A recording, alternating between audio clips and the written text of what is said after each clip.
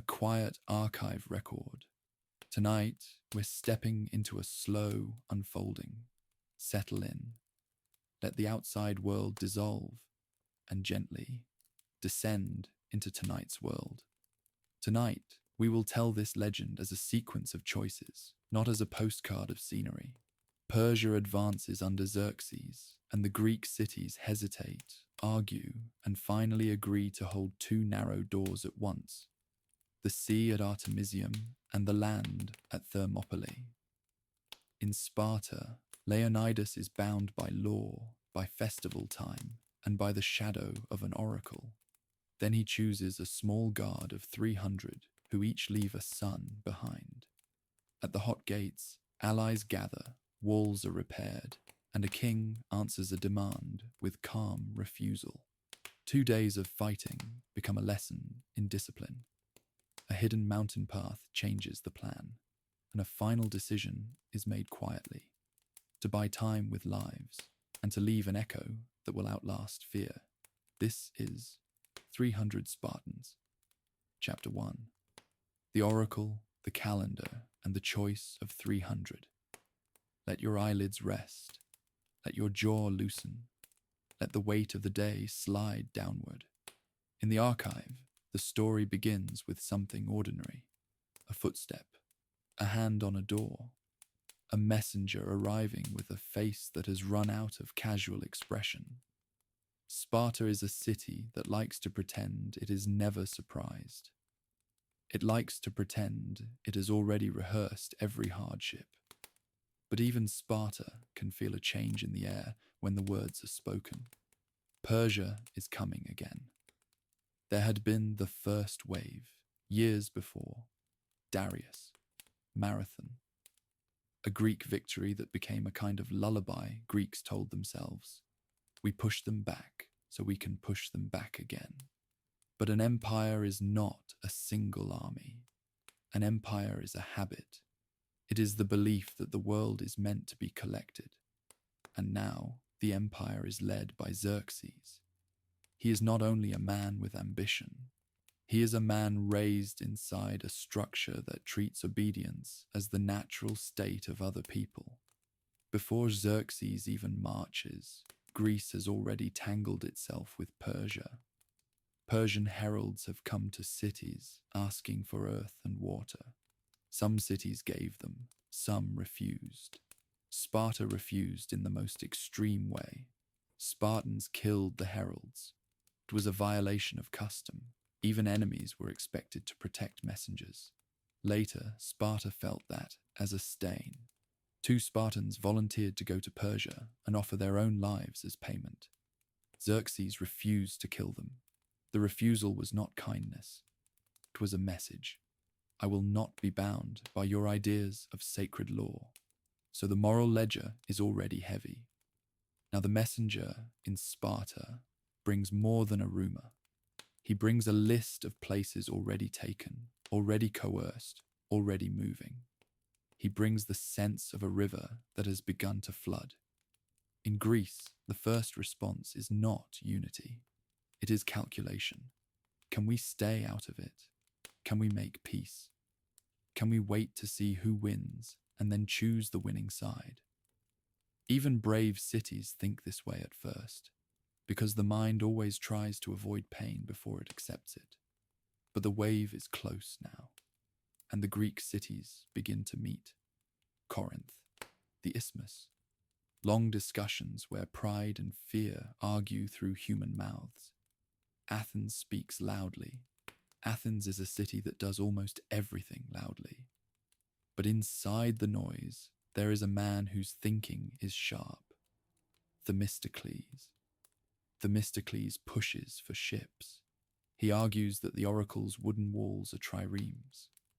He argues that Persia is strongest where it can use numbers and cavalry, and weakest where it must fight in narrow water. He is not loved by everyone. He is too ambitious. He is too clever. But in crisis, clever can be a kind of mercy. Sparta speaks differently. Sparta speaks with fewer words, not because Spartans are mystically brief, because they train themselves to be. Sparta expects to lead on land. Other cities often accept this, not out of affection, but out of belief that Spartan discipline will hold. And yet, even Sparta is trapped by its own structure. Sparta is not only an army, Sparta is also a calendar. Sparta is a religious duty. Sparta is law. Carnea is near, a sacred festival. Sparta has rules about marching during sacred time. The Olympic Games are near too, a pan-Hellenic pause. Other cities hesitate as well, pulled between survival and tradition. To a modern mind, it sounds absurd. The enemy is marching, and you are checking the festival schedule. But to the Greeks, the sacred calendar is part of reality. It is how the world is held together. If you break it in fear, you teach yourself that fear is your new law. So imagine the Spartan leaders feeling the pinch. Send the whole army now and break sacred law. Send no one and abandon the plan. This is where Leonidas enters, not as a statue, but as a person, a king among two kings, a man shaped by Spartan training and by the politics of his house. His half-brother Cleomenes ruled before. Cleomenes died leaving rumors. Sparta is disciplined, but it is not free of instability. Leonidas married Gorgo, Cleomenes' daughter. Gorgo is remembered for her mind. There are stories of her advising, of her seeing through persuasion, of her speaking with a clarity that would embarrass lesser men. In Sparta, women manage estates while men train and fight. A Spartan household is not held together by softness. It is held together by competence. Now, Delphi. Sparta consults the oracle. The remembered message is blunt. Either Sparta will be destroyed, or a king of Sparta will die. It is not a prophecy meant to soothe. It is a narrowing. 2 doors. No third door. Leonidas hears that narrowing, whether he believes the god literally or not. He understands the political truth inside it. If Sparta fails, Sparta's identity fails. If Sparta stands, the price will be high. Now the compromise becomes clear. Leonidas cannot send the full army yet, but he can send a force that signals seriousness, a force that reaches the gate, a force that holds long enough for reinforcements. So he chooses 300, a royal guard, a unit meant to move quickly, a unit meant to be seen. And here the story offers its tender detail. He chooses men who have living sons. This is not a romantic gesture. It is a cold calculation made with love buried inside it. A household will not be cut off. A name will continue. A future will still exist in Sparta, even if men do not return. In courtyards, fathers hear this requirement and feel their throats tighten. A man without a son may want to go desperately. A man with a son may fear leaving. Sparta does not provide comfort. It provides a rule that makes the city survive. Now meet a few faces, not as a list, as a texture. There is Dienekes. He is remembered for humor. Humor is not frivolous in war. It is a way of shrinking terror. It keeps the mind from locking into panic. There is Aristodemus. His name will later become complicated, because he will survive. And in Sparta, survival in a famous death story can be treated like betrayal. There are older men whose hands move automatically from training. There are younger men whose eyes are bright with the need to prove themselves. There are men who say almost nothing, and behind them there are helots and attendants, men who carry gear, men who cook, men who fetch water, men who will die without being carved into epigrams. Tonight, the archive remembers them anyway, because history gets too clean when it only remembers the named. Now, the departure. Sparta does not do farewell like theatre. A woman does not collapse in public. A man does not beg to be excused. Love becomes quiet. Imagine Leonidas and Gorgo speaking once, privately, before he goes. Not pleading, not bargaining. Two people acknowledging the shape of their world. In later memory, Leonidas tells her what to do if he does not return. Marry a good man. Have good children. It sounds cold, but it is his way of placing the future into her hands. It is his way of refusing to let the story end with him. Now, Leonidas gathers the 300. He speaks with Spartan brevity. We go to hold the gate. We hold it long enough. We do not bargain with fear. No promise of victory, only the promise of steadiness. And the men accept, not because they are made of stone, because they have been trained to accept duty. Now, let the march begin. Sandals on road, wood creaking, bronze tapping softly. Let your breath mirror that steady rhythm. In, out, in, out. A small number begins to move. In the first hours, there is no cheering. There is only the plain sound of travel. Leather creaks. A spear shaft taps a shield rim. A foot slips, then steadies. A quiet laugh rises and fades. This is how history actually begins, not as thunder, as repetition, as one step after another, as a choice carried in the body until the body makes the choice real, carrying a decision that will become legend, while you, listening safely, are allowed to drift, slowly, towards sleep. Before the first mile is even behind them, there is one more Spartan scene the archive likes to keep, not because it is dramatic, because it shows how a city turns fear into procedure. Leonidas does not simply walk out with 300 men like a private adventure. He stands before authority, before ephors, before elders, before the part of Sparta that is older than any single king. In some tellings, the ephors try to limit him. In others, they support him. History is rarely one clean transcript, but the shape of the moment is clear. Sparta has to decide what kind of message it will send to Greece. If Sparta sends nothing, the alliance feels thin. If Sparta sends the full army, sacred law is broken. So Sparta sends a seed, a line meant to hold until the rest can arrive. There is also a deeper Spartan purpose.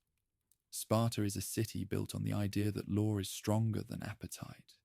If Sparta can show that its law does not bend, even when an empire is coming, then other cities may find courage in that stubbornness. So Leonidas accepts the narrowness of his order. He does not complain about the small number. He treats the number as an instrument, a small tool used precisely. The men chosen are inspected, not with tenderness, with practicality. Is the body sound? Is the mind steady? Is the household secure? Is there a son to carry the name forward? And then the men go to their homes one last time. This is not where we linger on scenery. We linger on decisions, on what is said in doorways.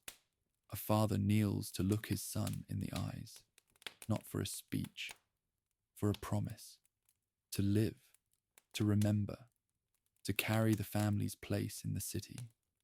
A wife asks a question that is really a prayer. Will you come back? And the man answers the way Spartan men answer when they cannot promise comfort.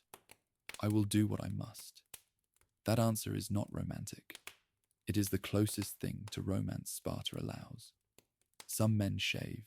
Some men oil their hair. Some men comb it, slowly, as if the act of combing is a way of combing fear out of the mind. Later, at Thermopylae, Persians will see this grooming and misunderstand it. But here, in Sparta, it is understood, a ritual of readiness, a way of saying, I will meet whatever comes with order. There is another Spartan detail. The 300 do not leave as isolated heroes. They leave with attendants, with helots, with the quiet labor that makes an army possible. Water skins, cooking pots, straps, repair tools. And Leonidas does something else that is purely practical. He sends messages ahead, to allied cities, to the fleet, to the line that will be waiting at Artemisium. He is not only a symbol, he is a coordinator, a man trying to make many hands close into a single fist. If you listen closely, you can hear the sound of that coordination. Not a trumpet, a sandal, a door closing, a quiet exchange of a seal, a rider leaving. Now, the last moment in Sparta. Leonidas turns once, not to be sentimental, but because leaders sometimes look back to measure what they are leaving. He sees the city that will judge him. He sees the laws that will outlive him. He sees the sons of the men he is taking. And then he faces north. If your own mind has been looking backward tonight, replaying something you said, something you did, something you wish you could change, let Leonidas's turning be a gentle instruction. Look back once, then face forward. The march continues, and chapter 1 can end here, with a city still holding its rituals, with 300 men walking out into a plan that is larger than them, with your breath steady and slow. Chapter 2, the road north, the first plan, and the hot gates. Now, the story becomes a chain of meetings, because Thermopylae is not only a place, it is an agreement made fragile by pride. Before Thermopylae, there is Tempe, a northern pass where Greece tries, briefly, to block Persia earlier. Men gather there. They look at the terrain. They imagine lines. Then the warning arrives. Alexander of Macedon sends word. Tempe can be bypassed. If you stand there, you can be surrounded. So the Greeks withdraw. This retreat is not cowardice. It is information. It is adaptation. It is the first proof that Greek leadership can change its mind. Now the meetings at Corinth become more urgent. Some argue to defend only the Peloponnese, build a wall across the isthmus, let the north fall. Others resist. If you abandon the north, you abandon allies. You also tell Persia that intimidation works. You invite more demands, so the paired plan holds. Thermopylae on land, artemisium at sea. The idea is simple. Force the Persian army to fight where numbers cannot spread. Force the Persian fleet to fight where ships cannot surround. Leonidas marches north. As he moves, contingents join. Arcadians, Corinthians, Phocians, Locrians. Each group brings its own leaders. Some bring old grievances. Some bring pride. Some bring fear they do not admit. The challenge is unity. How do you make many cities act like one? Leonidas keeps the plan simple. Hold the gate. Rotate the line. Do not break formation. The sea plan forms at the same time. Triremes gather. Oars are counted. Commanders argue. Eurybiades, a Spartan, is chosen to lead in many accounts, not because he is the greatest sailor, because allies trust Spartan discipline. Themistocles accepts this. He needs unity, but he also knows that Athens is the heartbeat of the fleet. Without Athenian ships, the sea gate is thin, so Themistocles works constantly. He persuades commanders not to retreat. He uses arguments. He uses money. He uses the fear of what happens if the fleet breaks apart. Now, the road reaches Thermopylae.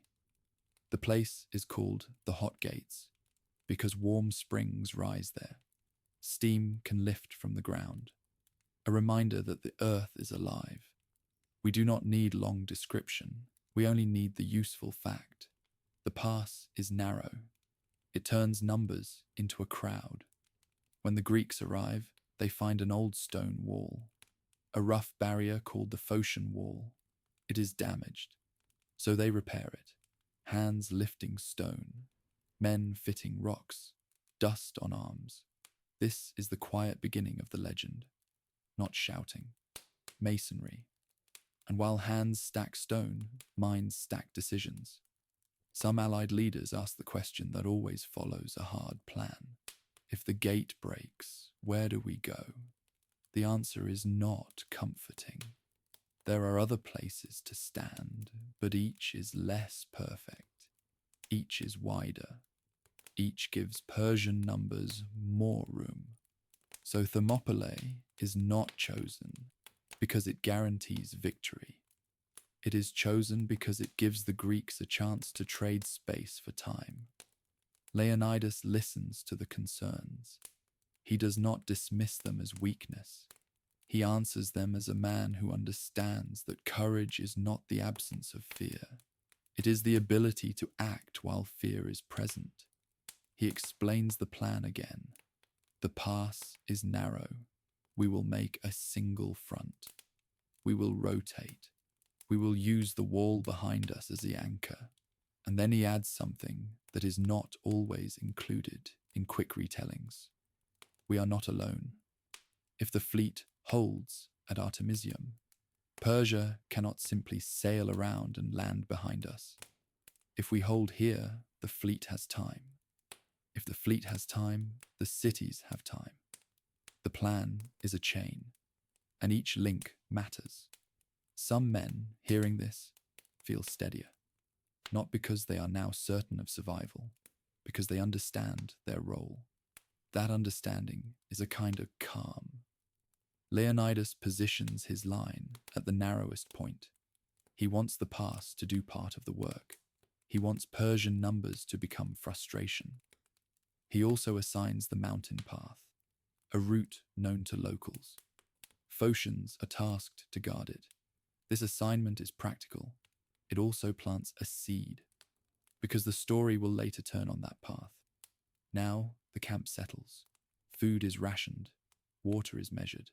Men check straps. Men check spear points. Sacrifices are made, not as theatre, as alignment, a way of giving shape to fear. A seer reads signs. In some accounts, Magistias. He warns that death is near. Imagine what it feels like to hear that warning. Not to be surprised. Not to be horrified. To be made steady. Now Xerxes is close. His army arrives in the region. His fleet moves along the coast. He sends envoys. He offers wealth. He offers rank. He offers safety in exchange for submission. The demand is simple. Give up your weapons. Leonidas refuses. Come and take them. The refusal is not shouted. It is given as if it is a fact. A stone set on a table. Xerxes does not like being refused. He is used to kings who negotiate. So he waits. 4 days, in many tellings. He expects the Greeks to leave. During the waiting, the Persians scout. A scout creeps close and sees Spartans grooming, combing their hair, oiling their bodies. The scout returns with confusion. Xerxes asks Demaratus, the Spartan exile. Demaratus explains, Spartans groom when they prepare to die. The explanation is a quiet threat. It says, these men are not bluffing. In the Greek camp, allies watch the Spartans too. Some feel comfort.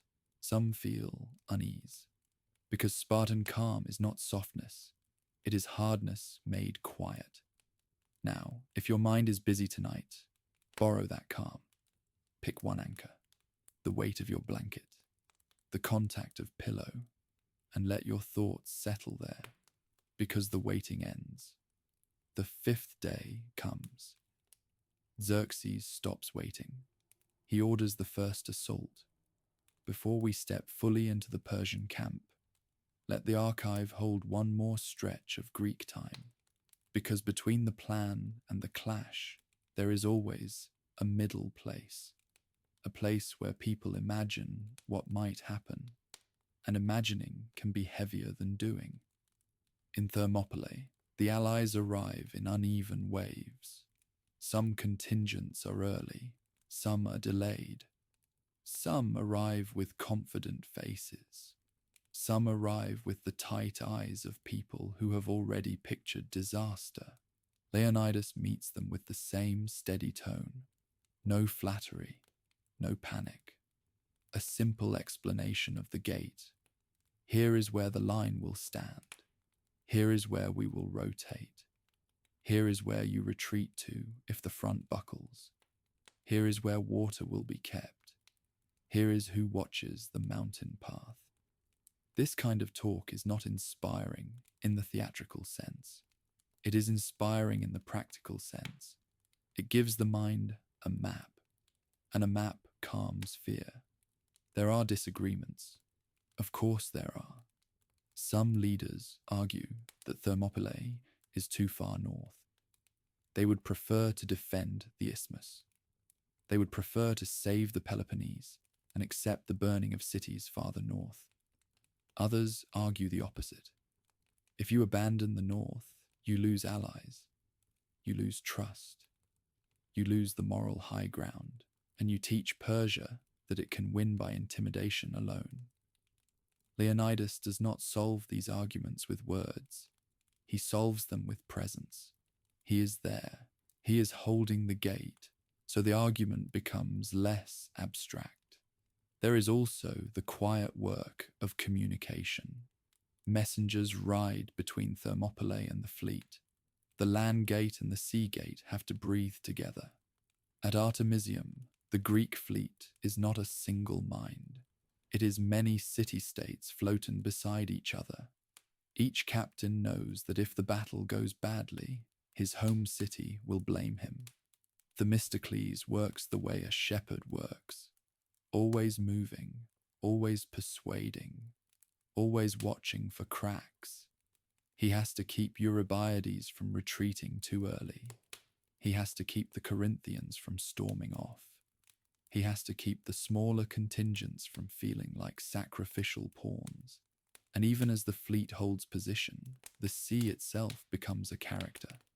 Storms arrive, not as scenery, as events. A storm can drown ships without caring whose side they are on. A storm can buy time the way a clever tactic buys time. When news of Persian ships lost to storms reaches the Greeks, it does something subtle. It loosens the fist of fear, not into joy, into breathing room. Back at Thermopylae, the waiting days shape the men. Not only physically, mentally. They sleep in short stretches. They wake to check the line. They eat what they can. They listen to the sound of distant movement. At times, a Greek scout comes back with dust on his face and a simple report. They are close. They are closer. They are here. And Xerxes, on his side, waits. This waiting is a kind of contest. Xerxes believes that fear will dissolve the Greek line.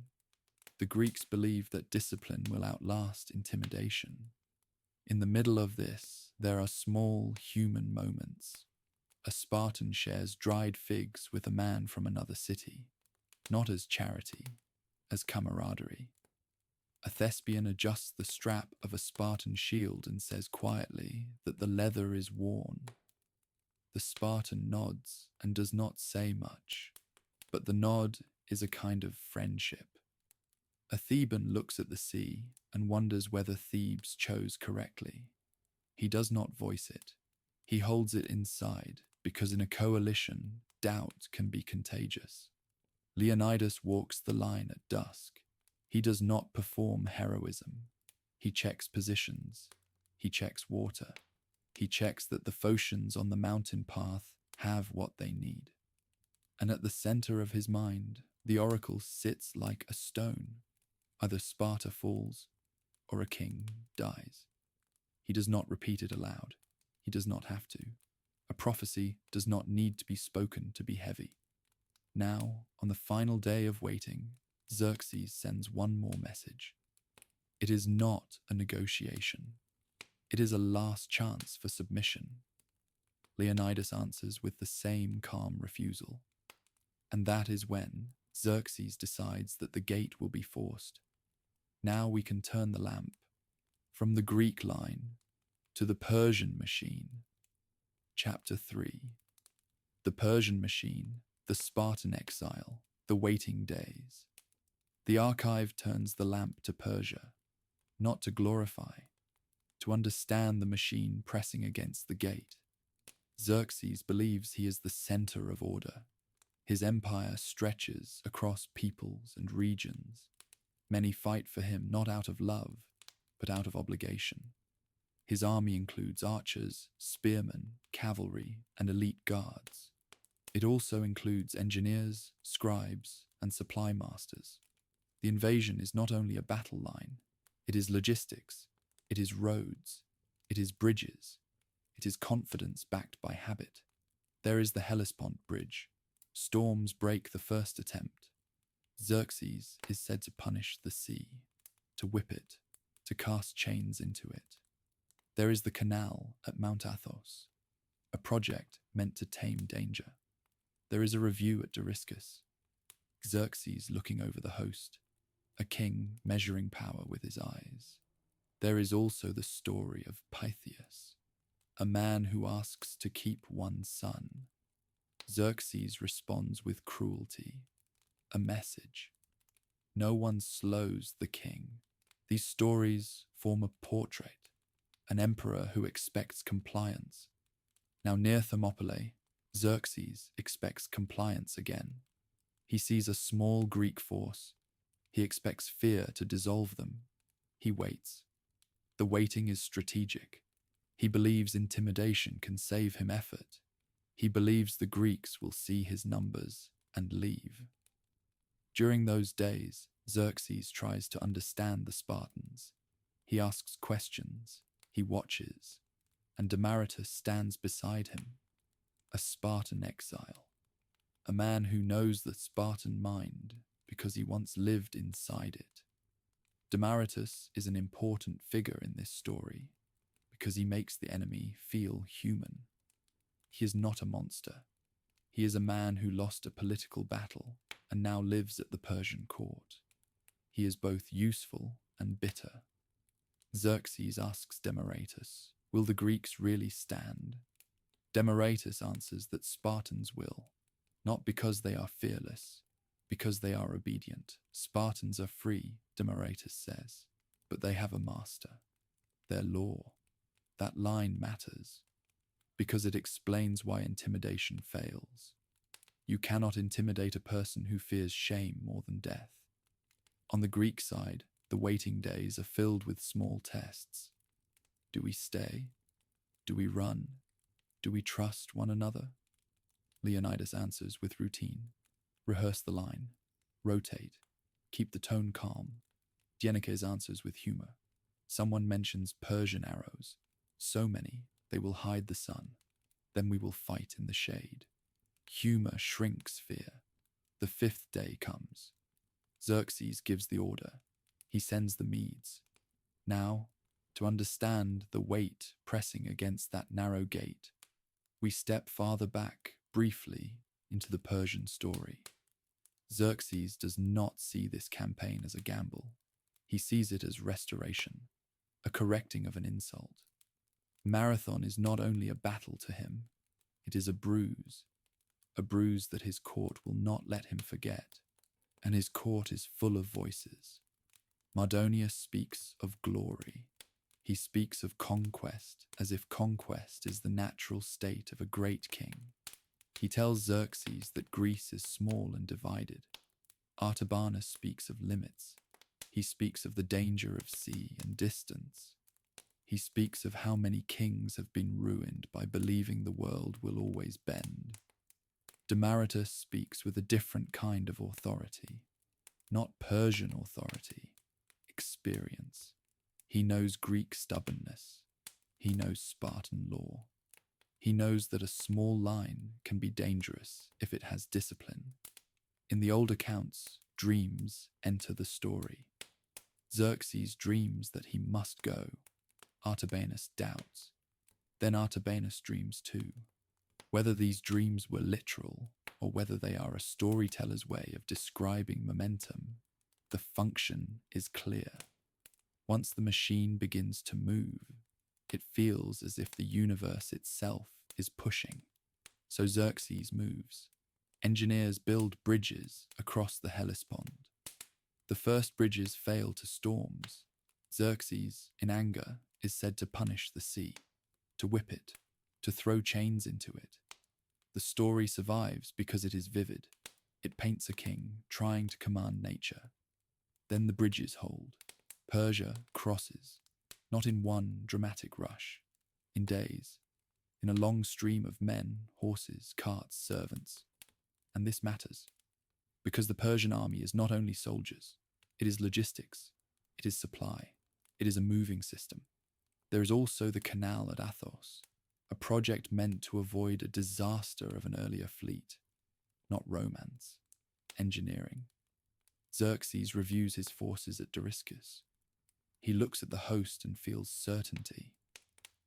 When you see that many people moving under your command, it becomes easy to believe that the world is yours. And the story of Pythias appears here as a warning.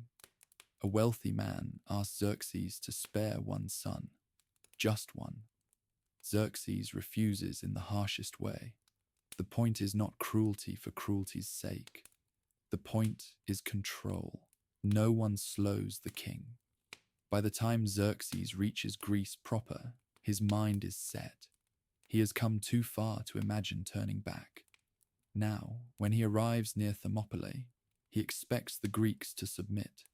He expects them to see the river of Persia and step aside. So he waits. 4 days in many tellings. Not because he is uncertain, because he wants the Greeks to do the work of surrender for him. During that waiting, Xerxes sends envoys, offers, threats, promises of rank, and Leonidas refuses, not with theatrical insults, with steady refusal. Xerxes tries to interpret this. Is it bluff? Is it madness? Is it the stubbornness of a small people who do not understand the scale of what they face? Demaratus answers him. They understand. They will not move. Demaratus explains the Spartan mind. Spartans are free, yes, but they have a master, their law. Xerxes hears that and does not quite believe it, because Xerxes believes that he is the master of law. So he sends a scout, a man sent to look closely at the Greek camp. The scout returns with a strange report. The Spartans are grooming, combing their hair, washing, oiling. Xerxes laughs perhaps, or perhaps he frowns. Demaratus explains again. They do this when they prepare to die. Now Xerxes is faced with something that does not fit his world. A small group that is not bargaining. A small group that is not visibly afraid. In an imperial mind, fear is supposed to do part of the work. Fear is supposed to soften a city before soldiers arrive. Fear is supposed to make people argue with each other until they surrender. But in that narrow gate, fear does not soften the Greeks. It sharpens them. It makes them lock closer. It makes them listen to Leonidas more carefully. Xerxes asks Demaratus again and again whether this is a trick. Demaratus answers with the stubbornness of someone telling an unpleasant truth. No, this is what they are. Xerxes considers another path, not a mountain path, a political path. He has built his empire by turning enemies into servants. He offers cities safety if they bow. He offers leaders wealth if they cooperate. So he sends terms again, not only demands, promises. Lay down your weapons and you will be rewarded. Come to the king and you will be treated as friends. Leonidas does not answer with negotiation. He answers with refusal. To Xerxes, this is not only resistance, it is disrespect, because it implies that Persian reward is not tempting. Xerxes also has an audience. a court, commanders, soldiers who need to believe the king cannot be denied. So the waiting becomes dangerous, not for the Greeks, for Xerxes' image. An emperor cannot watch a small line stand for too long without looking smaller himself. So he makes the choice emperors make when persuasion fails. He turns to force. And so, on the 5th day, Xerxes stops waiting. Now the story moves from the world of messages and calculations into the rhythm of the gate itself. Chapter 4. The first 2 days of the battle. The first assault is pressure, a crowd pressing into a narrow space. The Medes come forward. They are brave. They are trained. They expect the Greeks to break. The Greeks lock shields. Spears angle. Feet brace. The first contact is a contest of balance. Wood creaks. Bronze thuds. Gravel shifts. The Greeks have long spears, heavy shields, a tight formation. The Persians have missiles and flexibility, but the narrow space steals flexibility. Leonidas is present. He moves where pressure is worst. He speaks in short commands. Rotate, hold, step. The Greeks use rhythm. They push. They give ground a little. They take it back. At times, they feign retreat, a controlled step back. The Persians surge. The Greeks turn and close. Discipline, not magic. Hours pass. The pass becomes a machine of endurance. Xerxes watches. He is said to rise from his throne in surprise, again and again. So he sends Hydarnes and the Immortals, elite troops, a name that sounds like myth. They enter the pass. They meet geometry. They cannot deploy fully. They cannot surround. They must press into a wall. The Greeks rotate again. Tired men step back. Fresh men step forward.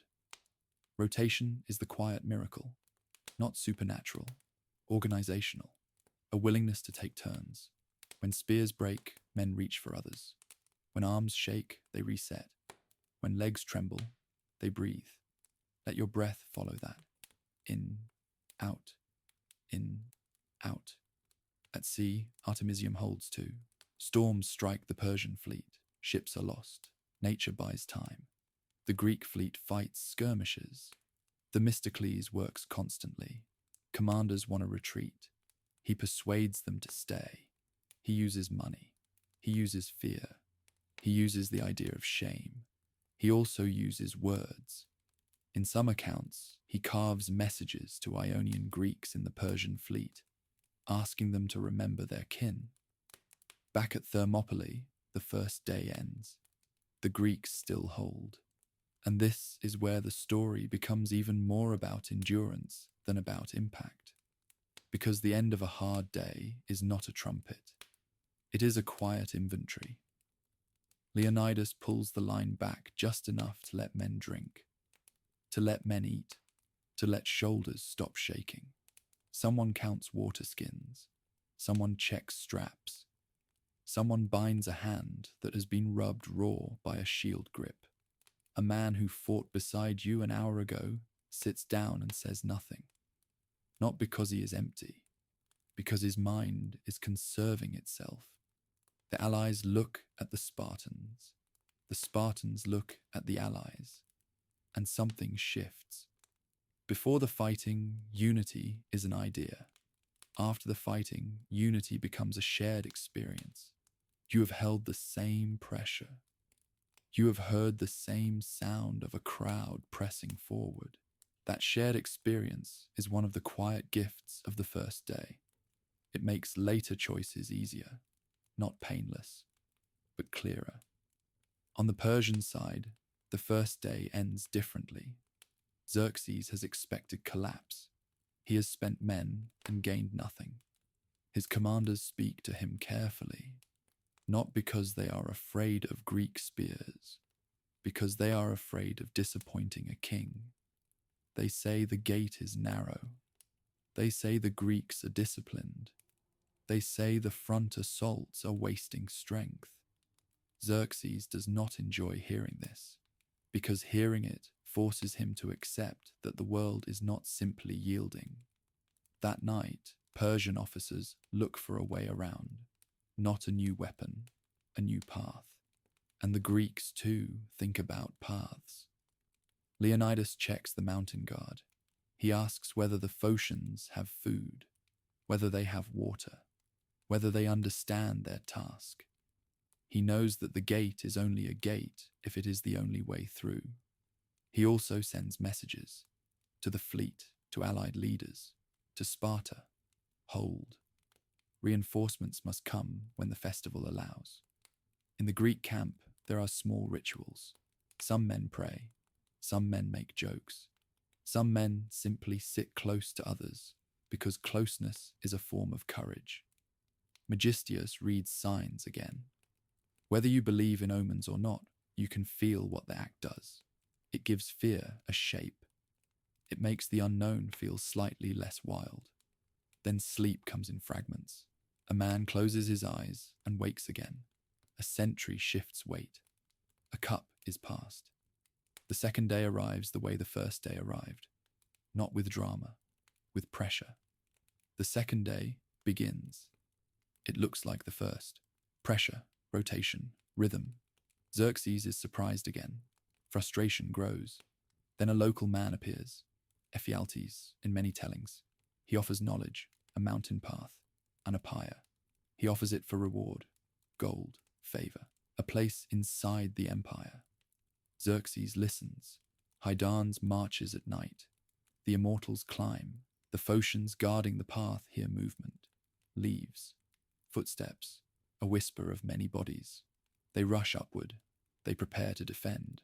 The Persians do not stop. They move past.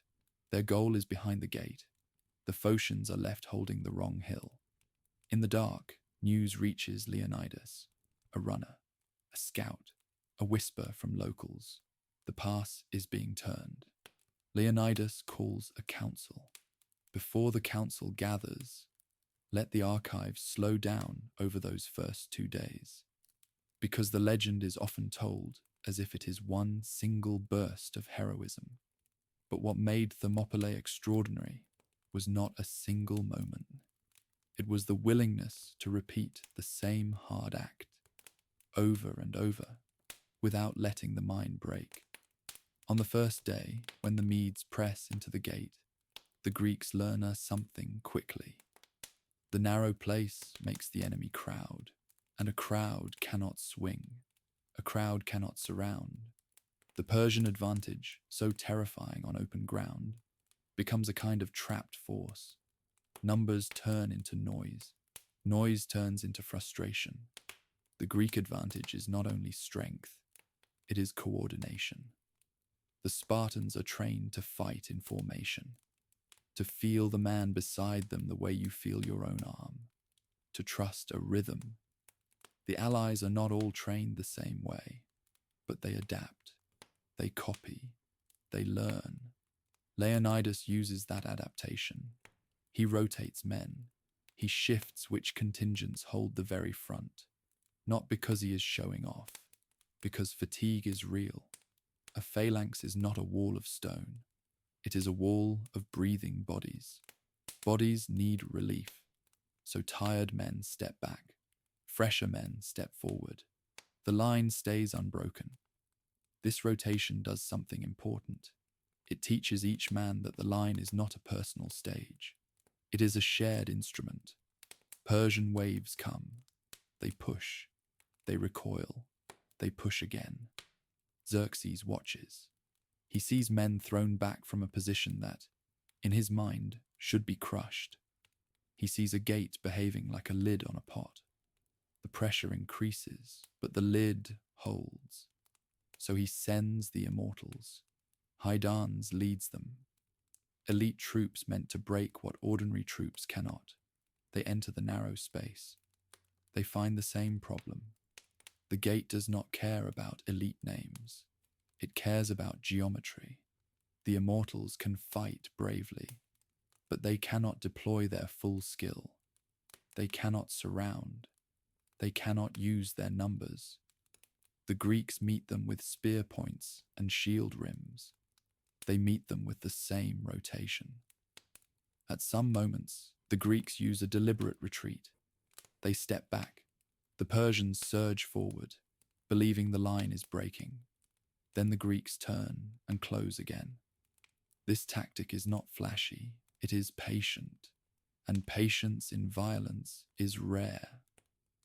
As the first day fades, the Greeks withdraw a little to eat and drink. Not a victory feast, a practical reset.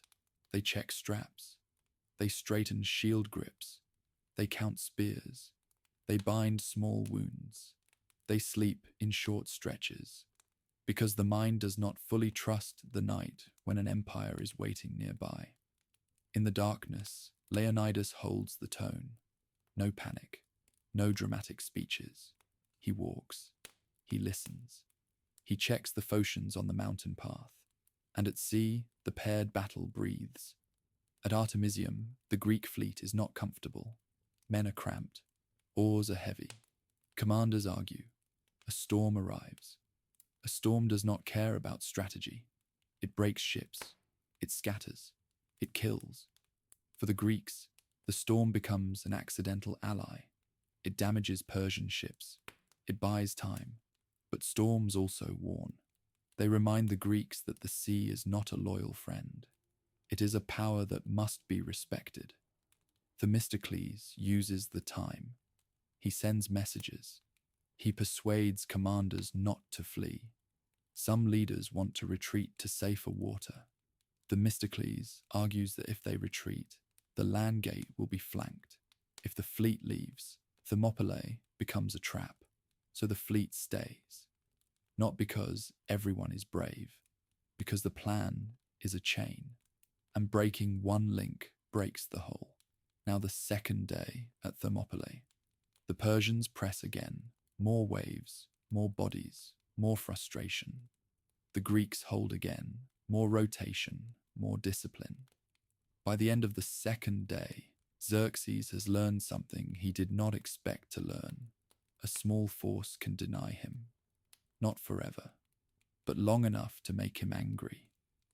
And anger is dangerous, because anger makes a ruler listen to desperate options.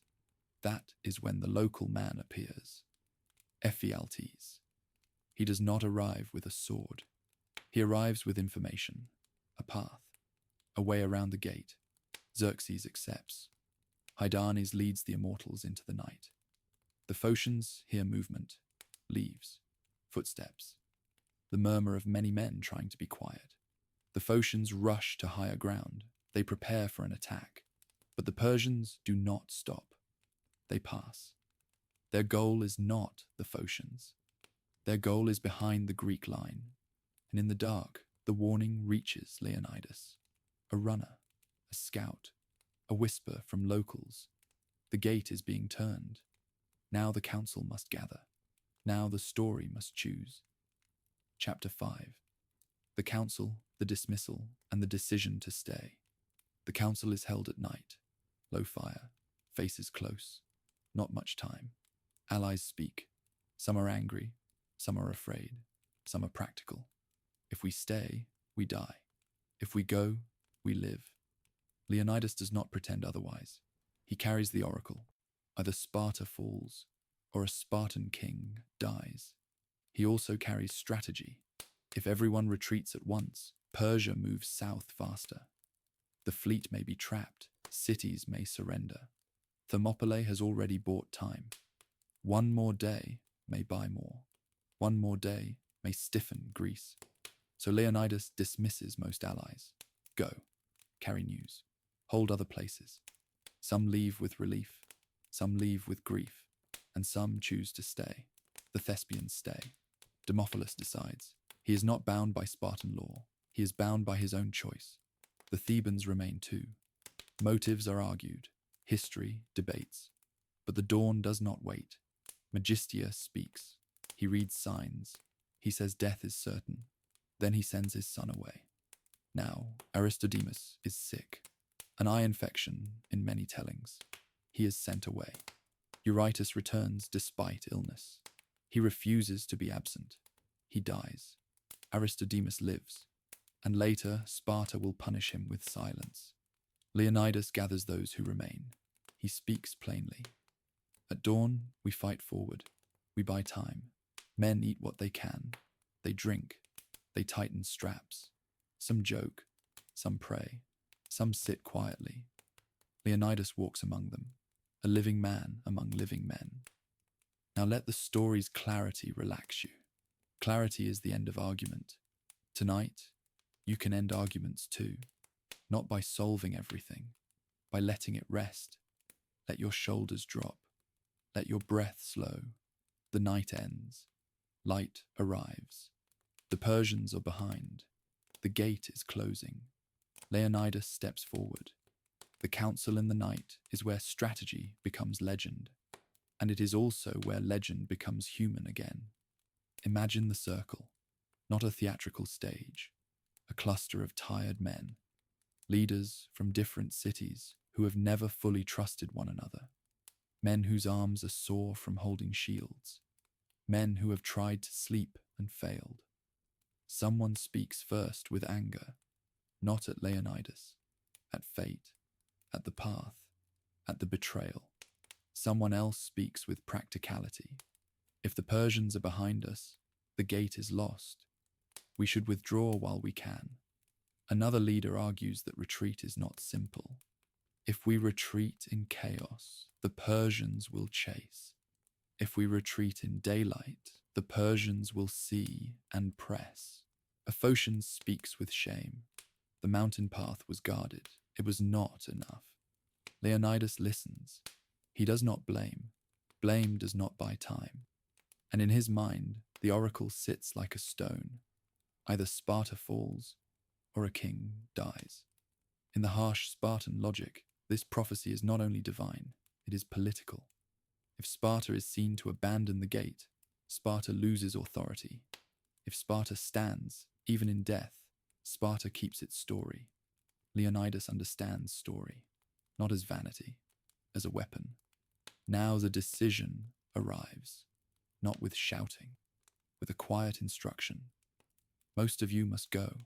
The words are heavy, because every man knows what they mean.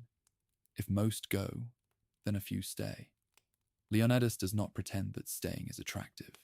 He offers it as a duty. He offers it as a purchase of time. Some allies resist leaving. They have stood in the line. They do not want to be remembered as men who ran.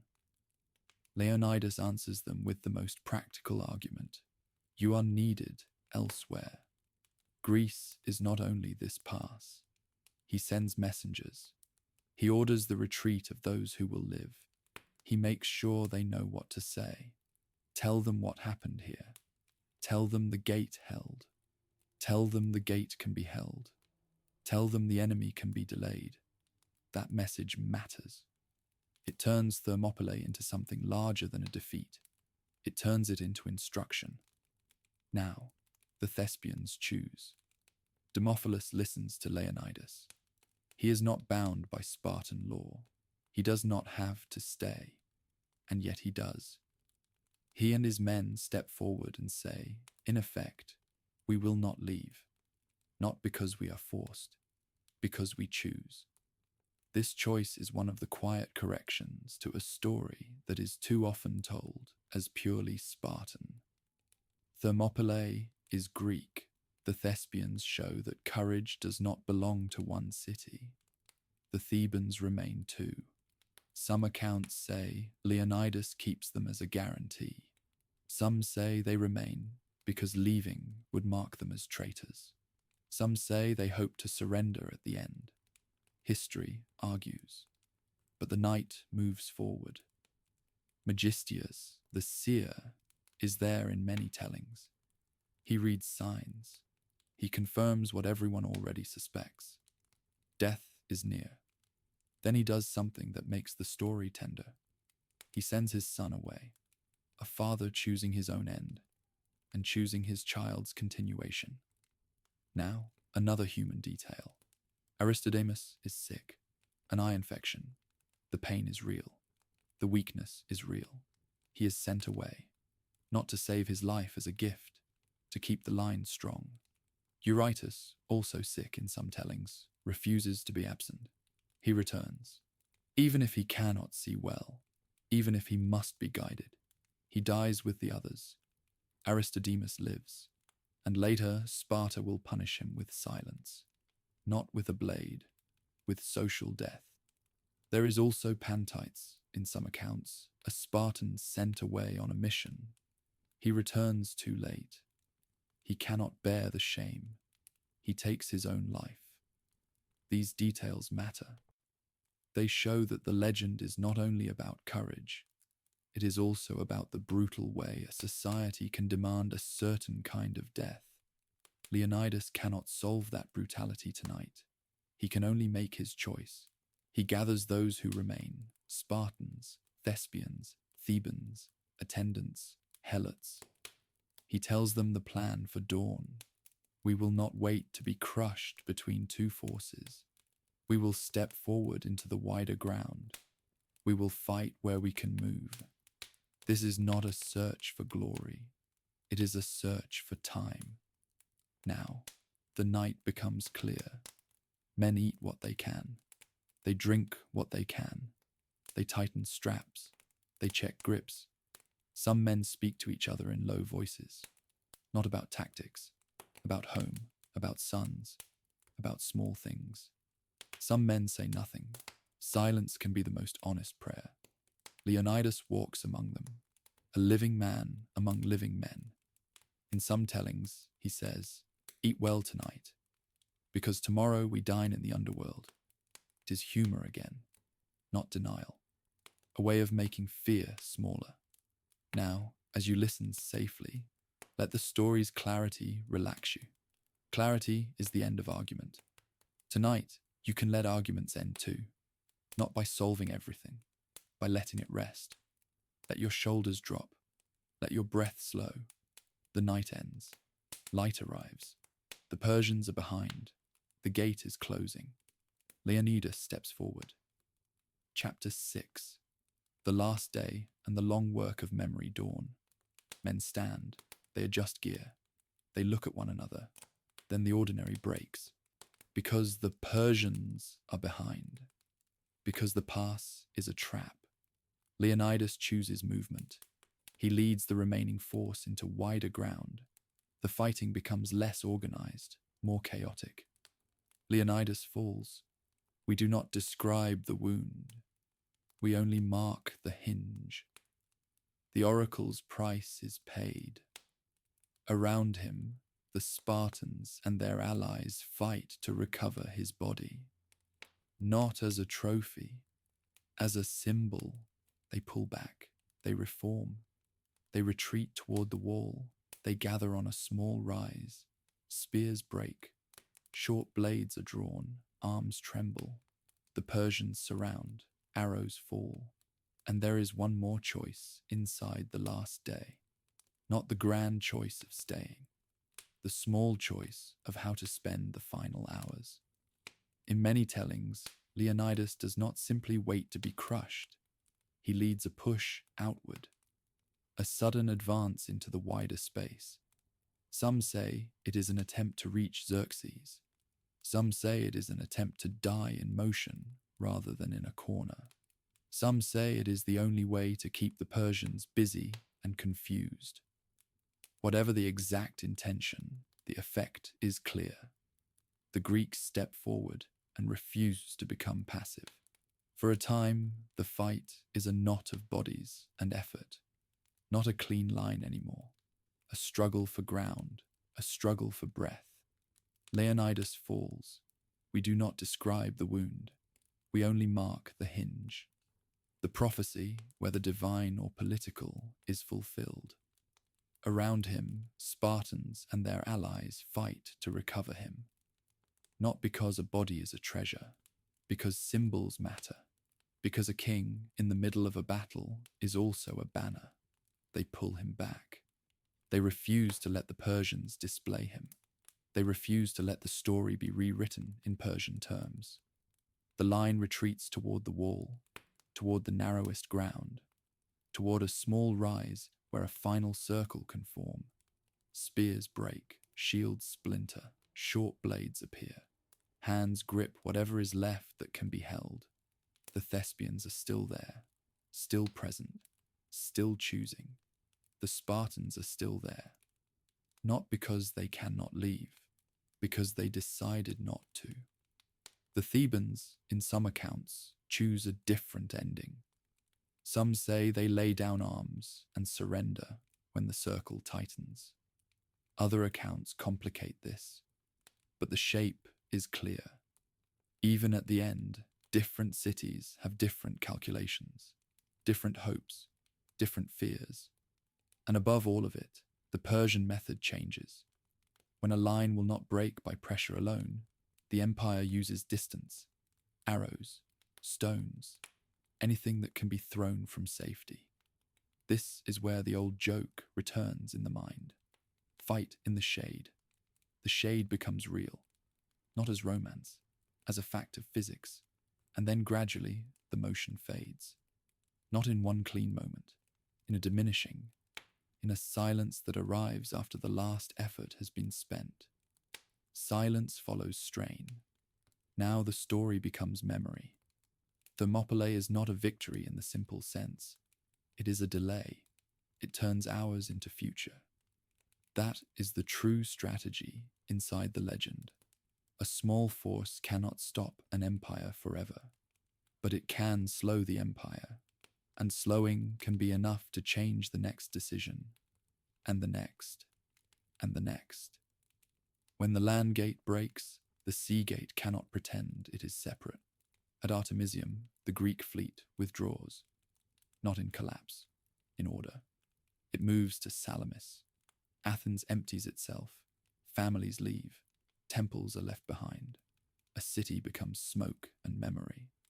And then the plan becomes another narrow place, Salamis, a strait where Persian ships cannot spread their numbers, a water gate that mirrors the stone gate. Themistocles makes choices there the way Leonidas made choices at Thermopylae.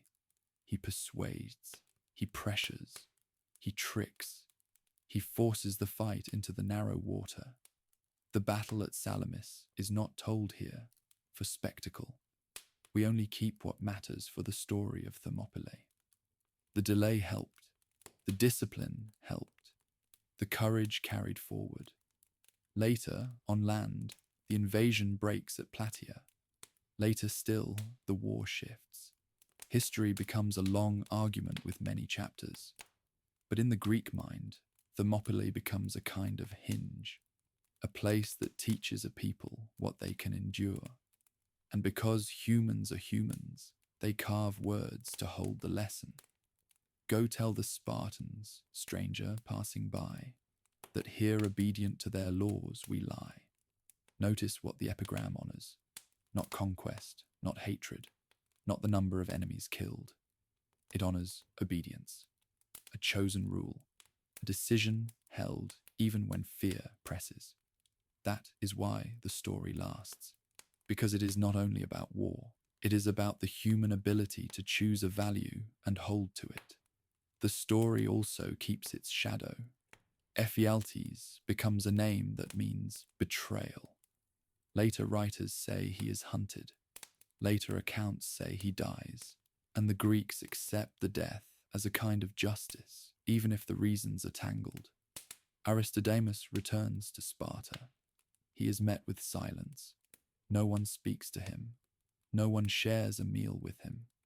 Later, he fights at Plataea with a desperate courage. He dies. And even then, the judgment is complicated, because a legend does not always know what to do with a living man. Leonidas becomes more than a king. In later years, Sparta brings his bones home. He becomes a hero in the old sense, a figure honored for the pattern he represents. And the Thespians are remembered too, in quieter ways, because courage does not belong to one city. It belongs to whoever chooses it. Now, in this bedtime telling, we let the lesson become gentle. You do not have to be a soldier to understand discipline. You do not have to be a king to understand choice. Every day you choose something, a boundary, a value, a small rule that holds you together. And every night, you are allowed to stop choosing for a while. You are allowed to rest. So let the echo of the gates soften. Let the names grow distant. Let the arguments of councils and the strain of holding a line fade into a simple rhythm, in and out. Now return to the calm room of the archive. A table, a scroll, a cord, a lamp kept low. The scroll can be rolled closed, not slammed, gently. The cord can be tied, not as a lock, as a promise that the story will still be here another night. And you can rest. Relax the skin around your eyes. Unclench the jaw. Let the tongue rest. If your shoulders are high, let them fall. If your hands are clenched, let the fingers loosen. Now take one slow breath. In and out. You are safe. You are in your bed. The past is far away. The echo can become distant. The archive will keep the story for another night. Tonight, you do not need to hold anything. This was a quiet archive story, where the story ends, sleep begins,